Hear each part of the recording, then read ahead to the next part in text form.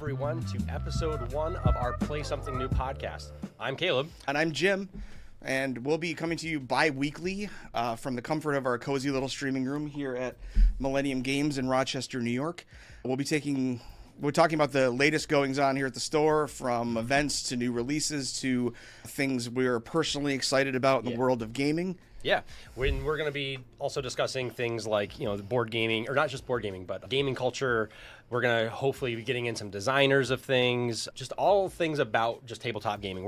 This is not going to be like a board game review podcast. There's enough of those out there. So we're just going to be talking about some of our favorite stuff, just things in the store and a lot of upcoming stuff. Yeah, we're really excited. Things we're excited about and hope you're excited about too. Yeah, so we do have our chat going. So if you do have questions, feel free to post in the chat and we'll do our best to answer that. But also, we have an email address up on our page there on the picture, just podcast@millenniumgames.com. If you folks have questions that you would like us to do more of an in-depth discussion on, feel free to email any of your questions. Those will be going to Tennille, who's running all of our behind-the-scenes stuff, and she'll also be quipping in from time to time. So if you hear a disembodied voice, that's Tennille. So thank you, Tennille, for everything you're doing. But yeah, feel free to shoot any questions you have to Tennille, and we'll answer those in the next episode. Yeah, since this is our first episode of the Play Something New podcast, we thought we'd take just a moment to introduce ourselves a little bit. As I said before, we're coming to you live from Millennium Games in Rochester, New York. We've been a brick and mortar game store here for over 40 years now. Yeah. Last summer, we moved to a bigger space that makes us the largest game store in the country. Woohoo. We have about 28,000 square feet of gaming goodness. We do everything from trading cards to miniatures, board games, RPGs, Lego, Gundam, disc golf, just about anything that you can have fun with without having to plug it in first. Yes, we do not sell video games. But in addition to that, we have a really sweet gaming room. It seats around 300 people, and that room is packed most of the time. We've got events every day of the week, and we are running dozens of events every single week. So yeah, it is a packed room. So that's a little bit about who the store is, and we wanted to just take a minute to discuss who we are as gamers, to kind of give you folks some background into where we're coming from as gamers in this hobby. How old or not old we may or may not be. So for me, I've been playing board games here. I'll tell you a little bit about what I do at the store. So I am one of the management team. I oversee the place that we refer to as the Death Star. So right when you walk into the store, there's our counter that you'll be greeted at. That's kind of my domain. So I oversee a lot of the folks up there as well. I'm kind of like the big board game guru around here. So a lot of the board game events are stuff I help out with and pick the games on our demo tables for our Friday nights. That's kind of my forte. I also help out a lot with our Kickstarter stuff that we do here in the store. Sure, more and more of that every year for sure. Yeah. And then I have painted a lot of miniatures, so I've helped a lot of people out in the miniature painting hobby. Oh, so we're experiencing some technical difficulty. Sorry about this, folks. All right, so we will be right back. Sorry about this, folks. We'll be back as soon as we can. And that is how Matt lost his sense of smell. We're back. Thank you, folks. Sorry about that. We are back live. We had a little bit of technical issues, but we're back at it. So, as I was saying, I'm the board game guy, and I have helped out a lot with miniature painting. The nice thing is we've had a lot more miniature painters come aboard in the last couple of years. So, I used to kind of just be the guy, and now there's a lot of people helping out with miniature painting. As it should be. Yeah, which is awesome. So, yeah, and then So I've been playing a lot of board games ever since I was a kid, but I really got into hobby gaming probably around college. So the last 10 years, that's when I've been more of the board game guy. Let me ask you this, though. What was the first game or gaming experience that you remember blowing your mind? Yeah, so I played a lot of Risk growing up, and then I experienced. So in college, I had a couple friends start introducing me to more of the modern hobby gaming. So that's where we talk about things that are not just Parker Brothers Monopoly from our past. But so I played Catan a few times, really liked that. But the game that really blew my mind was Carcassonne. Oh, sure. We were playing. I think I'm trying to remember exactly what happened. We sat down to maybe play a game of Catan, and then we really wanted to play again, but we didn't have enough time. And one of the guys was like, "Oh, I've got this other game called Carcassonne." And I will be honest, I did not want to play it for some reason. There's just the name. I don't even know why. But I was Farming and rivers. Yeah, I'm like, this doesn't look very fun. And so we played it, and just the whole experience of this constantly changing board and tiles, of the simplicity of it. You just draw a tile, play it, and maybe score points. I was just thinking about that for the entire rest of the week. It was just it blew my mind, just how cool it was. You were hooked, but didn't quite know it yet. I was hooked. Yeah. So that is my gaming origin story. What about you, Jim? My name's Jim. I've been on the hobby retail side of the industry for over 20 years here at Millennium Games. I am the general manager currently. I handle a lot of the staffing and scheduling, to coordinating events in the game room, to buying and selling collections of all sizes and sorts. A little bit of everything these days. So how did you get started in gaming? I got started in gaming with Magic the Gathering, as a lot of people probably did. When I was younger, I didn't play a lot of games like Stratego or Diplomacy or anything. We played a lot of Yahtzee, Monopoly, and sort of the more traditional family games. So I didn't have a lot of experience in that. And in high school, a buddy of mine introduced me to Magic, and little did I know, my life was taking a slow turn toward kind of away from music and into the gaming industry, where I've been since. We played all night and every day for, it seems like, forever back then. What was like the first color that you played? Do you remember like what? Oh, black, and that hasn't changed. That hasn't changed. It had the coolest artwork. It had the coolest, demons and things, and I was kind of. So where was this in Magic's history? 1997. So this would be was right around the time Weatherlight came out. 5th edition was still the newest core set. Oh my gosh! So what about Magic hooked you? Just there were thousands of cards and infinite possibilities for your deck. I couldn't believe that there was a game where you could have a different game every time. Wow. In between games, we would take cards out and change things around based on it. And God knows we didn't know what was good back then. We were looking at the artwork and how cool the cards were and all those kinds of things. So I don't know, it kind of blew my mind. I didn't know what I'd been missing for the last few years, and kind of the rest is history. And at the time, it was kind of a golden age of card games in the late 90s, where Star Wars from Decipher was big, and a few years later Lord of the Rings. AEG was making Legend of the Five Rings and Doomtown and Seventh Sea. And there was all kinds of good stuff to play, and I kind of didn't realize that I was just kind of entering in this great era of so many good games back to back to back, and I got hooked one after the other on them at what used to be Crazy Igor's and became Millennium Games. Yeah, and so I think you said you've been here for 20 years. Now that, like, when you say the gaming industry, you've just been working in gaming industry, or you've been working at Millennium? At Millennium on the retail side of the hobby, right? Wow. So you've kind of seen the evolution of some of these games over the course of that time. So was that a decision that, like, Jim in 1997 was like, I'm going to do this for the rest of my life, or was it like, was this the what spawned that? A combination of luck and time, really. It wasn't something that I made a conscious decision to do immediately. But it was something that always seemed to work out that way. That's super cool. know, and as it grew and as I went along with it, I kind of realized that it was a privilege to be able to work with the things that you enjoy playing and the people that you enjoy hanging out with, and that grew into where it is today. That's awesome. So in that 20 years, you've been playing a lot of different games.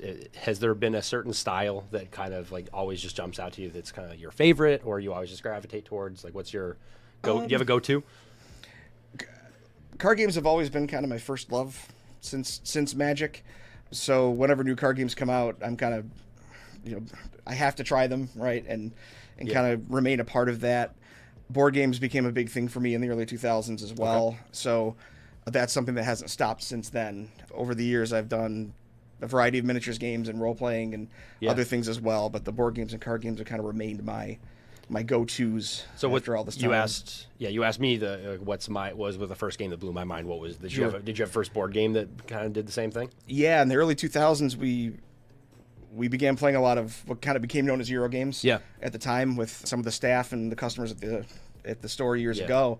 And one that always stood out was Puerto Rico, which came out, I think, in 2002.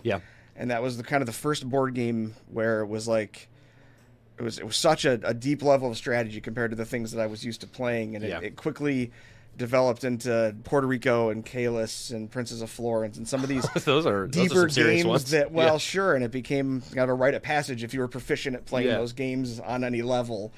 Right. You were kind of in the in crowd. But Puerto Rico was the first one where I felt I felt like I was really terrible at it after the first couple games, right? Yeah. Like, but there was like a lot to unlock and a lot to unpack, and the more you play these things, the more you kind of discover the strategies and things that make the games into what they are. Yeah, that's really cool. So there's obviously a lot of new games always coming out. What is is there something that like really grabs your attention, or what does the game have to do so when it comes in on our new release shelf, like Jim walks by and catches your attention, what usually is the thing that grabs you? It's a different situation working here because you hear so much about the things that are coming out, where part of those decisions seem to be made for me on what my friends want to try or what I want to try as it relates to things that are going to be big in the store. Yeah. Personally, theme can matter, at least at that first glance. Yeah. So, if something is Lord of the Rings or Star Wars or Dune or something like that, I'm more inclined to give it that second look. Okay. But a lot of the time, kind of the decision to try something out is sort of made for me before we ever get it in. Yeah. And then past that, the decision to want to continue with it is kind of based on the process of discovering how all the mechanics work. But that initial blush tends to be either things that have gotten a lot of groundswell from Kickstarter, word of mouth, or you for board games for sure have been opened my eyes to a lot of that stuff. But like sometimes it's something as simple as the things that you like that make you take a look at it regardless. And that is another thing that hasn't really changed over 20 some years. So now that you're now I'm thinking about it. So 20 years ago, board games and tabletop gaming, let's say, that wasn't really in. It wasn't cool at that point. Whoa. Well, I would say it wasn't pop culture like what we have now. So you were playing these games before it was like hip and trendy, and what we have now, there's I don't know, I can't remember the stats. There's thousands of games that come out every year. It's like one of the best categories on Kickstarter. Sure. So there was this moment, and I don't know what that moment was, where it suddenly just kind of became a thing where you're seeing board games in movies. You're seeing like the Big Bang Theory is like doing whole episodes on board games and Dungeons and Dragons. Yep, for sure. Did you, working here, excuse me, during those 20 years, was that a noticeable thing, or was it just kind of, it had always been on an uptick, or was there this moment where I think it happened very gradually over time, for sure. There wasn't like one moment you can point to and say, oh, I was there the day that everyone started suddenly liking these games. It was more of a kind of a slow build over years, but there was certainly a time around maybe 2009, 2010 where you would start seeing board games on Big Bang Theory. You'd start seeing them on sitcoms and South Park. Okay, yeah. And celebrities would come out and say how much they enjoyed D&D, and Vin Diesel and Joe Manganiello and those guys would talk about it publicly. And it kind of started to shift in a way where, you would see new clientele at the store, right? You'd go over to a friend's house who you didn't think played games at all, and then you'd see, a shelf of books, then a shelf of Catan and Ticket to Ride, and say, huh. Yeah. There's something cool going on here where it's becoming a bit more of a mainstream thing. And I can't point to one thing necessarily, but it was nice to see the evolution of that over the years to where it is now. Did the job become easier at that point, or did it become I'm trying to think of who's your target audience? Was it did selling this to new customer, was it easier at that point, or was it more challenging? Does that make sense what I'm asking? As far as new customers, it was maybe more challenging back then because there was maybe a little bit of a stigma associated with some of them, particularly D&D and Magic. Yeah. But the challenges don't get harder; they change. Yeah. Right. So now the challenges are there are so many good products and such a wide variety of people that want to play these things that you have to target what you're selling to who a little bit better. Okay. Right. Yeah. Before, if somebody walked into the store, it was a pretty targeted experience. I heard about Millennium Games. I like Magic the Gathering, or I like Pokemon. I'm going to come in, I'm going to buy that thing. Now it's I like Lego, I like Gundam, I like anime and manga and plushies and all these different things that are kind of in addition to the normal things. So it's gotten harder to juggle maybe, but it's more rewarding because you see everybody being able to enjoy the hobby in some way without having to sit in front of a screen, sit in front of a monitor, be on their phone all day. Yeah. And that's rewarding for sure. That's really cool to have just that viewpoint of the before and after of the big boom. That's really cool. So obviously we talked about there's a lot of stuff coming out. What are you most excited about right now? I'm firmly on the Star Wars Unlimited train. Star Wars Unlimited's a new trading card game coming out from Fantasy Flight. Yeah. It's releasing March 8th. We're doing some pre-release events here the weekend before on Saturday and Sunday, kind of like Magic does theirs. Yeah. That's gotten a lot of my attention right now. The team they had to design that game and the rollout that they've had with their organized play offerings, it seems like it's going to be a staple for years to come, hopefully. And it's a game that's incredibly fast-paced and tight, but at the same time feels complete over the course of a whole game, if that makes any sense. Okay. A lot of games that are fast, you sit down, you play, and you feel like you kind of didn't scratch the surface of what the game is offering, and or the only decks you can play are the super fast decks or something like that. And one of the things I like most about Star Wars is that the games go a length of time that lets you explore all the cards and all the colors and all the leaders. Okay, that's cool. And but it does it in a fast-paced kind of turn-by-turn action way where there's very little downtime. Okay. You know, you're taking an action, they're taking an action, they're attacking your base, you're attacking their base, and it's very fast-paced, although the game plays over the course of more turns than most maybe would.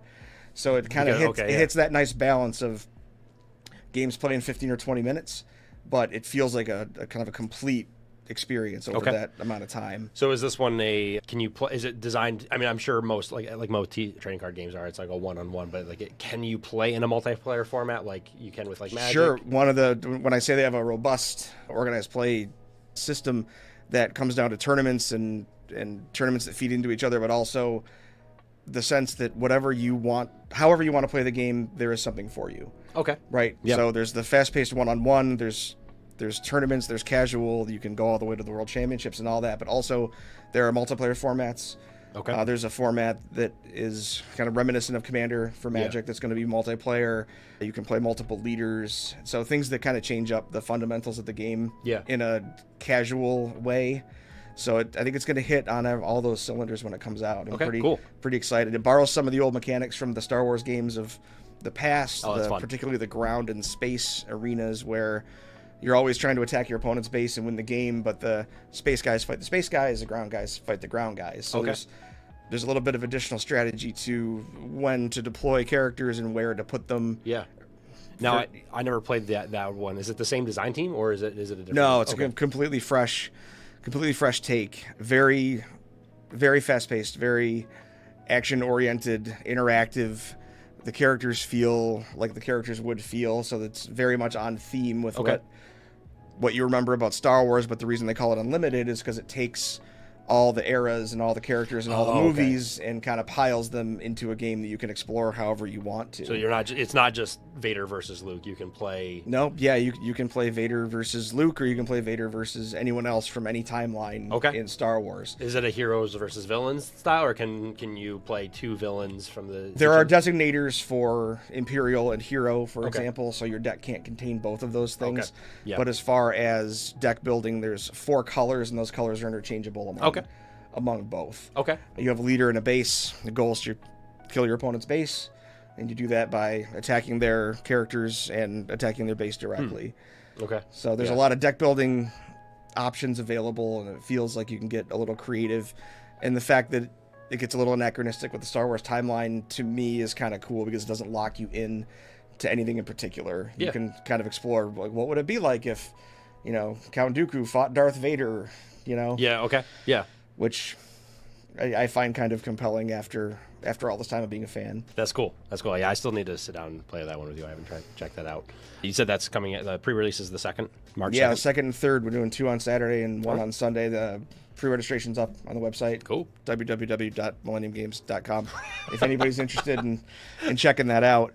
Friday, March 8th is when the wide release happens. Okay, so very cool. I'm pretty excited. A lot of us around here are. I think it's going to be a pretty good thing. Yeah, that's awesome. As far as your board game and miniatures gaming, what tends to grab you out of the gate? Oh, good question. So I am a big fan of art. The art of a game, usually I want something that's like unique. It doesn't necessarily need to be like all like wild and colorful, but usually something that stands out. Isn't one of your favorite games Obsession? One of my favorite games is, in fact, Obsession, and it's a lot of beige. So I tend to I really like dry Euro games. So one of the things I tell people is if it's beige and it looks boring, I'm in. So, yeah. Sadly, I'm in exactly the same boat. I would love to make fun of you, but unfortunately, I'm unable. The last few games I think I've picked up have all been about trains, and so I'm hitting that stage of life where I'm just interested in train games. It's not going to get better. But no, I also really like. I had a friend one time tell me that he will always watch any movie by Spielberg. So I started thinking about that, and I realized there's a couple of designers I really like too. So anytime I see like Martin Wallace or David Terzi on a box, that immediately will grab my attention. Is that about the theme that they tend to work under, or just kind of the mechanics that they... Mainly mechanics. I've listened to a couple episodes of other podcasts of where both of those guys and other designers too have been interviewed, and just how they think through systems and mechanics is just, it's fascinating to me, because while I love games, I do not have the brain to design that. Like, I would love to be part of like play testing that stuff, but I don't have.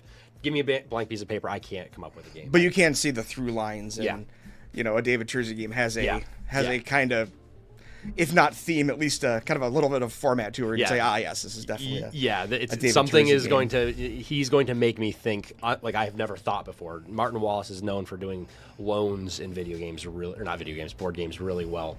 So yeah, just the different designers definitely have a flavor that I really, really like. So a designer, the art, and a lot of it is just I really want a game with high interaction. So some of my favorite games have just been all negotiation. Like, I love Chinatown, and I'm terrible.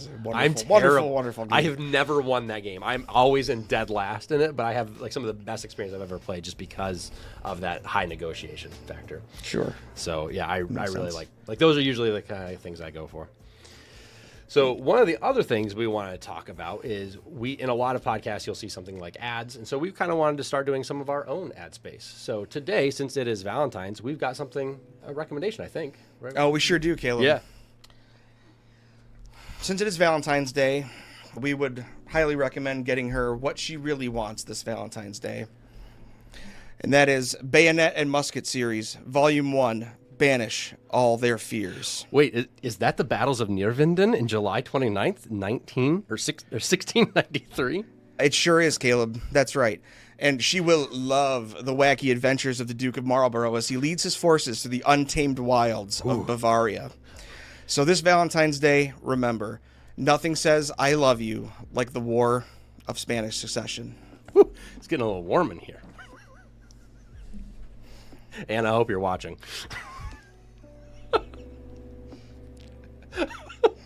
So there you have it. If you're like me, a last minute Valentine's Day shopper, you know what you can buy your partner. Now, this and many other great Valentine's Day themed games are available at our display at Millennium Games through tonight. Specifically the historical war section.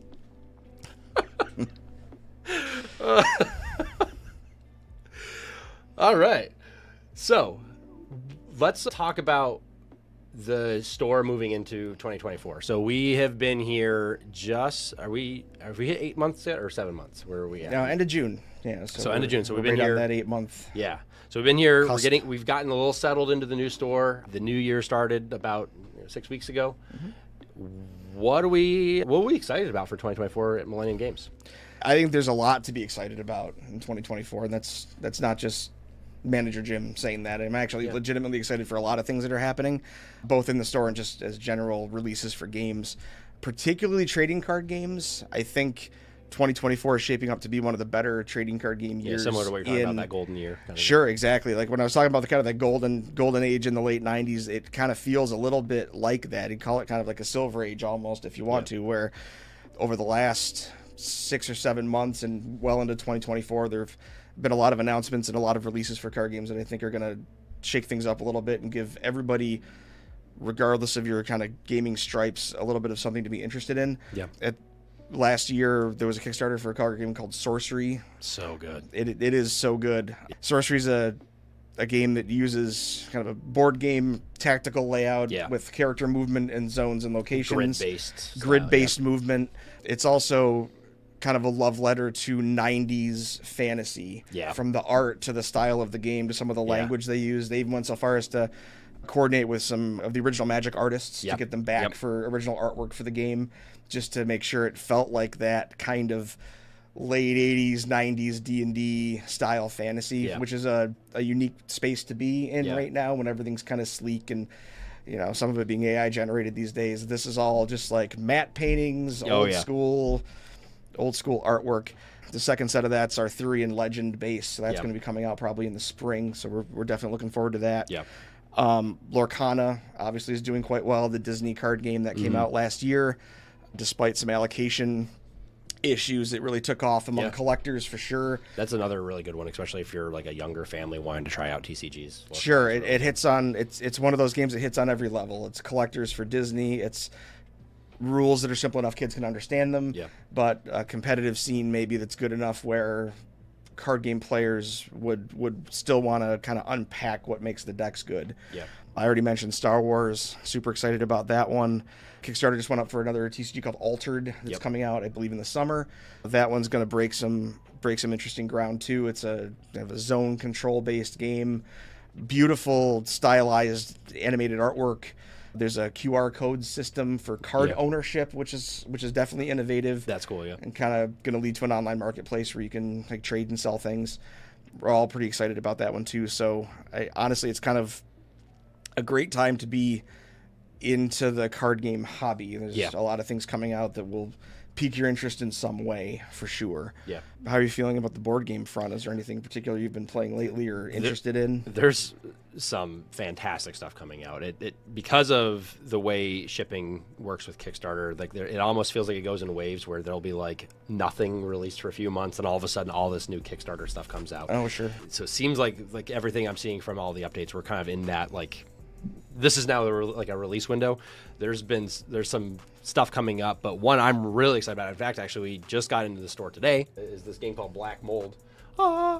This game is really, really cool. We played the game completely wrong, and I still had an absolute blast. That's some of the best experiences I've had. So playing games you know what's really wrong. good when the rules are completely misinterpreted, and you're like, I don't know if this is winnable, and we still had a blast. So the whole premise is it's kind of like Last of Us, where you're just trying to like there's like this like fungus going around. You're trying to get out of this prison, and you just need to survive. So it's a cooperative survival horror game. But what's really cool about this game is there's a turn timer, and the turn timer is the beginning of the turn. You have to start physically holding your breath, and you can do as many actions as you want while you're holding breath. But the moment you breathe out, you're over. Your turn is over, and you can only do things one-handed. It is designed to create a level of tension if you're just trying to escape, and it was an absolute blast. Sure. And So talk about theme kind of leading you to leading you into a game that Yeah. sounds like it's got a lot of theme it to was so much fun. I can't wait to actually play it the right way. What about you? For board games this year, there are a lot of things I'm excited about. They're doing a re-release of Cyclades, which is an old That's the part Greek, Euro style, part one, war right? game. It's the Greek. It's a Greek themed kind of bidding mechanic where you're bidding for the favor of the gods to help you take over Greek islands. That was a game that came out probably over 10 years ago now. Yep. And they're doing a re-release that includes some of the hard to find expansions as a Kickstarter set. So I'm curious to see how that one plays out. It's been a long time since I've been able to play that. The third game in the South Tigris series from Garfield Games is coming out soon. They've done Wayfinders and the Scholars of the South Tigris, and this one is Inventors of the South Tigris. They do a great job with the layout and the presentation of the game. Super colorful boards, very, very kind of cartoony artwork, but with a historical bent to it that is actually relevant. Yeah. So they've done the West Kingdom series. You might be familiar with Architects and Viscounts and Paladins. The North Sea Viking stuff, and then this one, which is set in the Middle East. And the new one, you're going to be coming up with inventions that you're taking to the Sultan, and the Sultan will decide if they are worth paying you for, or they're going to throw them in the trash. I'm also looking forward to that one. One thing I really like about those design spaces of those games is all the games are like very different, but because they have the same artist doing all the same icons, it's very easy to pick up a different game even if you've never played it. Oh, this is the worker symbol. That's really. I played Raiders of the North Sea years and years ago, and it was kind of one of the first worker placement games I really got into. Yeah. And kind of been hooked on that series ever since. And it's like, speaking about designers, like you were saying, you kind of see the through lines of designers, and it can influence what you do. Every time they put out a game, I have to check it out. Yeah. Right. They produce quality stuff, little medium to heavy. Yep. But every time they release something new, I definitely have to check it out. Yeah. It's been good to me so far. Yeah. Yeah, their stuff is really good. The other one I'm really excited about, it's going to be coming hopefully beginning of summer, spring. Kickstarter is a little bit weird because they'll say, here's your date, and then who knows exactly when. But Necromolds is one that's coming out. This game looks so cool. So the concept is it's designed to be a miniature skirmish game. So like take the idea of like Warhammer, but making it for younger families. And it's the idea of you take Play-Doh and you put it in these molds and mold a monster, and that's your monster that you're moving around. So instead of where a lot of these games are you agree on a points value of an army, so like Warhammer is like you're playing 2,000 points or whatever. Your army is a 3-ounce can of Play-Doh. It's like how many monsters can you get out of this can? Turns of Play-Doh? based on holding your breath and Play-Doh armies, and who says the industry hasn't changed in 20 years? And it just looks like you've got these like rings that you smash your guy and you leave your crest around. It gives little swords. I saw it at Gen Con. They had an advanced copy there, and it just looks so much fun. So if you ever want to try getting into miniature games, especially if you have like younger kids, like this is It could be a nice bridge into that for younger families. Yeah, who I think Warhammer might be a little bit out of their reach. Yeah, most people I'm talked to are really excited about are all like adult men. So well, I think they were targeted. I mean, I'm excited about it, and I'm no spring chicken. But yeah, I think like then some of the other stuff I'm just really excited about is just like the potential that we have at this new location, like the amount of events, even just like what we're doing here with the streaming room. Like we're just able to do things that we've never been able to do. It's quite a playground that's been set up here for sure, and like you said, that seats 300 players now. Yeah. There's all kinds of things we've already added to the calendar, and a lot more in the works, especially for community style events. Our very own Matt Views just had his first Gundam build and play a few weeks ago that was wildly successful. We had over 50 people just sitting around and talking Gundam for hours on end, and it was a great experience for them. I know you have a lot of things in the works for board games. Yep. We've revamped our D&D program, and added and going to be adding 6, 7, 8 new card game nights. So it's exciting to be able to do all that and have the space. I remember when we were just sitting around planning this new store, one of the questions that because we knew we wanted a game space this size, but I remember us talking like, man, what are we going to do with all the space? Like, we'll never fill it. What are you talking about? There's going to be so much empty space. Now we're like, man, we could have used another. It's always like that until you're in it. Yeah, no. So the events have been popping off here at Millennium, and it's been really fun to see that giant room just packed. And it's a really, really cool experience. And the name of the podcast and the store's motto is play something new. Yeah. So with the space that size, you're trying to help people do just that. You're trying to bring them in to an environment that they otherwise might not know a lot about or might have some apprehension about. And these community events and demos and things like that can kind of help draw in people and get them involved and help them find their thing to do. Because a lot of people are just looking for their thing that they can be a part of and a group they can be a part of. And a lot of the time, it's a goal of ours to help them be able to find that. That's one of the biggest hindrances I find when talking to non-gamers is I could never figure this game out. And sure. Number one, a lot of these games are not that complicated. If like they do a really good job with the rule books, but when you have events like what we do here, it makes it super easy just to get into the. Well, sure. And the first time I played Puerto Rico, I wanted to light the game on fire because I didn't know what was going on. But that's something that you just get used to, just like anything else. And I think a lot of people would enjoy these kinds of games or role-playing or miniatures or painting or any number of things if they just experienced it a little bit in a welcoming kind of environment. Yeah.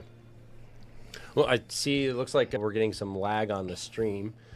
Oh, I'm so sorry to your experience. I know we had to restart the stream early on because we had some other people that were saying it was laggy, so I'm so sorry about that. Yeah, we'll keep an eye on it, and if we can do some stuff on our end, we will fix it. Sorry about that. Episode 2 will be perfect, we promise. Episode 2. So that actually kind of like wraps us up anyways. Yeah, it kind of wraps us up. So so speaking of episode 2, we had talked about doing some sort of little teaser, but I think next week 2 weeks we're going to do a bi-weekly podcast. So in 2 weeks we are going to be back here. We're going to be answering or talking about the topic of how to host a game night well, because we have both been to game nights where they did not go so well. Sure. I've hosted game nights that have not gone that well. So same. Game nights, though, are an important part of getting people into the hobby we're talking about. So whether you're doing it at your house or a school or a library or wherever. Yeah. From the games you should bring to how many games you should bring to where you should have it. All those things do factor in. So yeah, so we will be talking about that in 2 weeks. And as I said at the beginning of the podcast, we have an email that should be up on the screen in the bottom, just podcast@Millennium Games. If you folks have any questions that you would like us to answer in more of a conversational format like this, feel free to shoot those questions right over to that email address where Tennille will be receiving them and bringing them into the stream. So that is what we have for today. Thank you, everyone, so much for joining in on episode fantastic. 1. Again, we just wanted to give you a chance to kind of meet us as your host, to kind of get where we're coming from a board game perspective. And yeah, we have a lot of very fun things ahead of us. We're looking forward to this. It's going to be a good year all around. Yeah, it's going to be a good time. But thank you for joining us for episode 1. Dang, it feels good to be a gamer. Thanks, folks. I'm Caleb. I'm Jim. Until next time. Thank you.